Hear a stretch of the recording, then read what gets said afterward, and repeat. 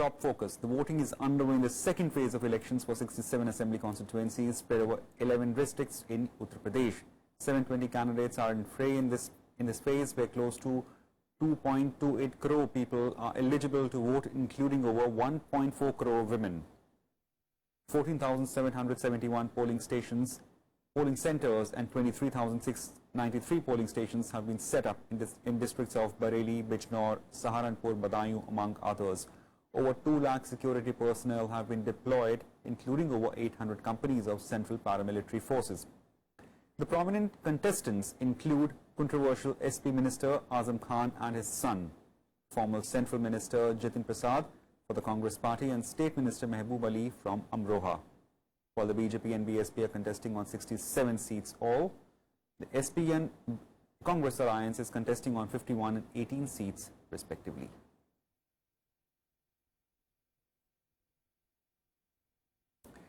For more, we have with us Rajya Sabha TV's Akhilesh Suman. Thanks for joining us, Akhilesh. What's the latest from this second phase of polling in UP? Is polling picking up? What do you see?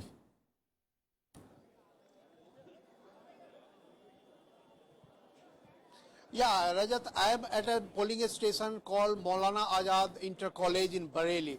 And behind me, I'll show you the visuals. These are the visuals of this polling station. You can see the large number of women standing and waiting for their time to poll and to vote for their choice of candidates.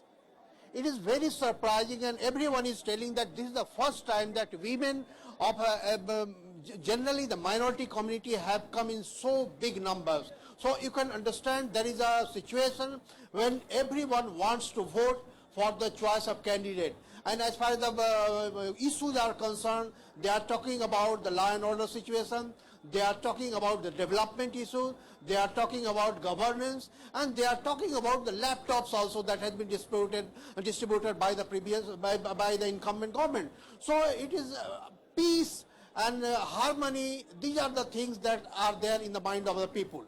And other than that, the issue of demonetization is also working in the mind, and people are saying that our money has gone into the banks and we have no power. So these are the things that is there in the mind of people, and that is why you can see the large number of people who have come to vote for this polling station.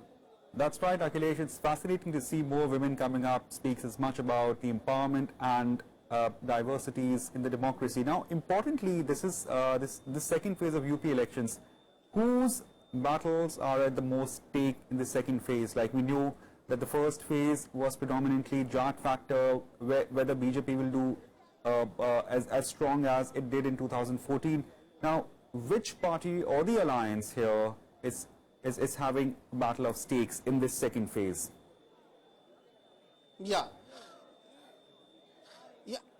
Yeah, actually out of 67 seats, 34 seats have already been in the hands of Samajwadi Party in the last assembly, in this assembly. And 3 seats have been in the pocket of Congress. Now Samajwadi Party and Congress are fighting together, so they are already having 37 seats. So it will be interesting to see that whether they can get this minimum number of seats or not. And other than that, BJP is trying to ride on the development agenda being mooted by Narendra Modi. Also, they are telling that agriculture will be better, the sugarcane prices and the backlog in sugarcane payment will be expedited. So BJP's image is also at stake, because Narendra Modi has tried to create an aura in the whole country as a development prime minister, and it will be taste of that thing also. And most challenging will be the BSP, that how far BSP does, because in such a polarized state, when SP, Congress have joined together and BJP is fighting against them, how far BSP can garner the votes. So all the 3 parties, you can say that all the one alliance and the 2 parties, they are all their image at stake, and they have their future will be decided how they will fare in this election. Thanks, Akhilesh. Thanks for joining us. So, high-stake battle continues in UP. Off to the other state, polling is also underway for 69 assembly seats in Uttarakhand, neighbouring state of Uttar Pradesh. Now, close to 75 lakh voters will decide the fate of 628 candidates, including 62 women spread over 30 districts. Congress and BJP are locked in a straight contest in most of the seats, but the presence of about a dozen rebel candidates in the fray as independents and party turncoats may upset the poll mathematics. While the BJP and the Congress are contesting from all 70 seats, the BSP is contesting on 69 and the SP on 21 seats. The election for Karnaprayag Assembly seat will be held on March 9th, following death of BSP candidate in a road accident. 30,000 security personnel, including 105 companies of Central Armed Police Forces, 25 companies of Uttarakhand Police and Home Guards have been deployed around 10 polling booths for which have been set up. Verified paper audit trial of VPAT machines are being used for the first time in the elections in this hill state. Joining us for more, Shyam Sundar from Dehradun. Shyam, it's a small state but fascinating battle between BJP and Congress, especially due to rebels in the fray. Is it so? Yeah, you are right, Rajat, because senior leaders from Congress, including former Chief Minister Vijay Bahuguna, they have crossed over to BJP, and many leaders from BJP, they are contesting on Congress ticket. So in both sides, and because in large number tickets are given to leaders who have come from Congress, so BJP is facing rebels, and also Congress is also facing rebels in many of the seats in Uttarakhand.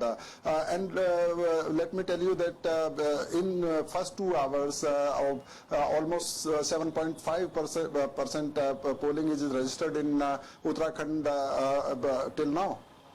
Well, interestingly, Shyam, we have seen while Congress is having one chief ministerial face, the BJP on the other hand has fielded four ex-chief ministers, including Vijay Bahuguna, I'm sorry. I mean, what is the sense in both the camps? Which is feeling more upbeat? As far as Congress is concerned, Harish Rawat is their face, and in fact Harish Rawat is given free hand from the party high command. He has selected the candidates, and he has given tickets to most of the candidates, and he was able to adjust former BSP MLAs in Congress, and they were also given tickets. So as far as Congress is clear, Congress is sorted on this front, and the campaign for Congress is led by Harish Rawat himself, and he has done more than 200 rallies in the state, and he is in the leading position. But as far as BJP is concerned on this front, yes, there is a problem, because there are more than 4 chief ministerial candidates or former chief ministers, because Bhagat Singh Koshyari is there, Nishank is Satpal Maharaj is there, and then Vijay Bahuguna, who has crossed over from Congress, is there, and Nishank is there, who is a member of parliament, but he is also one of the chief ministerial candidates. So for BJP, Prime Minister Narendra Modi was leading the campaign from the front. But of course, as far as this issue is concerned, Congress is in a more comfortable position in Uttarakhand. Right. Thanks, Shyam. We'll come back for more to you. We have Pranav as well from Uttarakhand, from Joshimath. Pranav, Joshimath is a remote location. It's in a hill state. We have usually seen the polling percentage, or for that matter, the polling pace differs between the hill areas and the ground areas. So, what is the situation in Joshimath? Has the poll percentage picked up?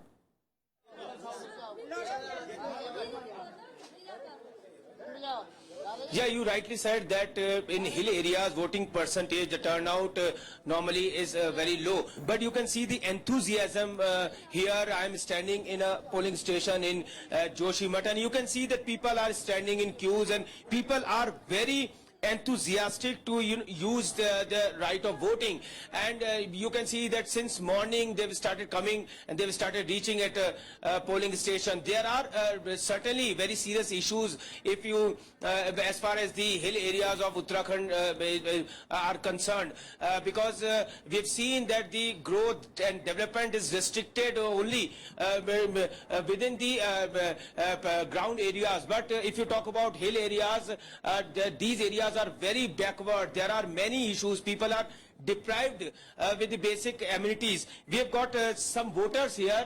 Let me just ask, tell us, बताइए कि क्या मुद्दे हैं आपको लगता है पहाड़ में और प्लेन में जिस तरह के मुद्दे हैं, क्या सोचकर आप मानते हैं कि आपके लीडर्स को क्या करना चाहिए जब आप वोट देने आए हैं आज यहाँ? बहुत अपेक्षाएं हैं मैं अपने सही उम्मीदवार से और हम अपना मत का क्या चाहते हैं? बहुत कुछ चाहते हैं। यहाँ पे 100% वोट हो सकता है, मगर सब पलायन के कारण नहीं हो पा रहा। बेरोजगारी मेन कारण, सबसे पहला बेरोजगारी है। पढ़ा लिखा नौजवान यहाँ पे घूम रहा है, और हॉस्पिटल और बहुत से यहाँ पे पर्यावरण क्षेत्र, सही सड़कें। Right. So you can understand that there are issues related to environment, there are issues related to employment, there are issues related to other facilities which people are not having here, and migration is also a very big issue. Youth of hill areas, they wish to migrate to plain because they know that they are not getting anything. So this is the picture which we are getting from these hill areas. As far as polling is concerned, is going very smoothly, and no such incident have been reported, any violence or any incident of violation of model code of conduct so far. Right. Thanks Pranav. Thanks for giving us that report.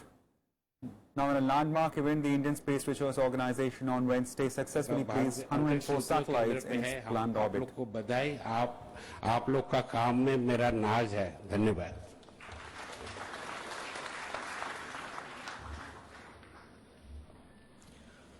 Good morning, Chairman ISRO.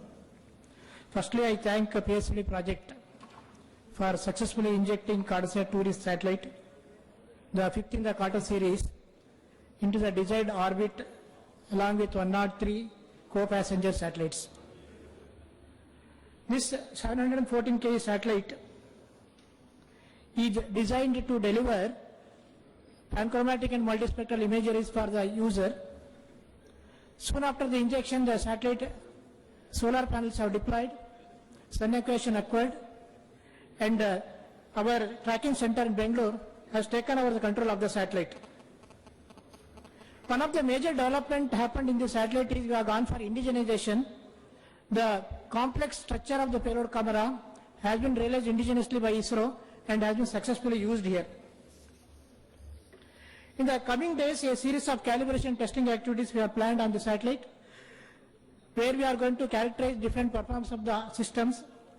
Subsequently, satellite will be made available to the user. This satellite has given a lot of challenges to us. The first challenge was the target given by our beloved chairman. When the target of January relation target was given by our chairman, sir, our entire project team across all the center, with the support of all the center directors, rose to the occasion, and finally with a delay of 8 to 10 days we have delivered the satellite to PSLV. On this juncture, I thank Chairman ISRO sir, Chairman Sir ISRO for the guidance throughout the realization phase. Also I thank Director ISAC and Central Directors of all the other centers for the untiring support. This satellite will soon join its family, and it is going to form the constellation. This constellation is going to enhance the throughput of the satellite in terms of imaging and application areas with improved revisit. I am confident that this spacecraft will deliver quality products and will meet the demands of the user community. Thank you.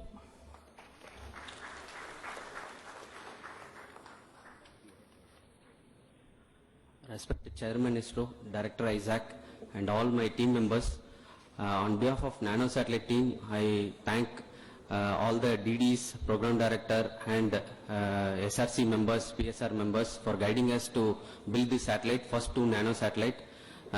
This we have built it in 9 months' time. I thank once again.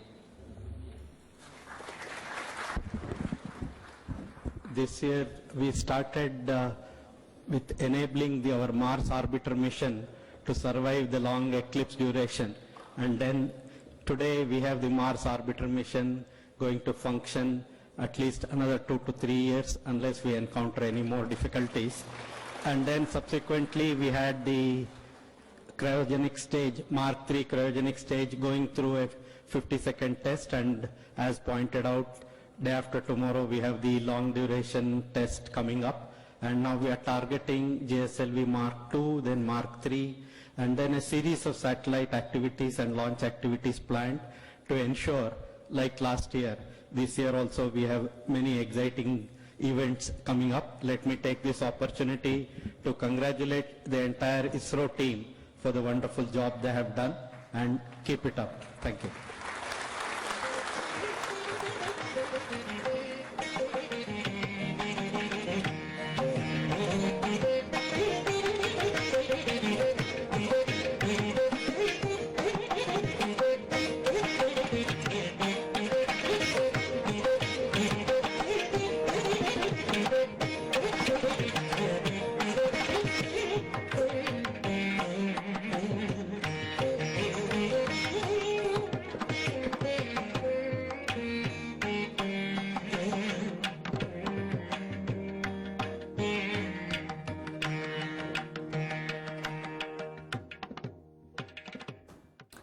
Well, you're watching history being made by ISRO as 104 satellites were launched simultaneously. That's it for now. Keep watching Rajya Sabha TV for more. Thank you.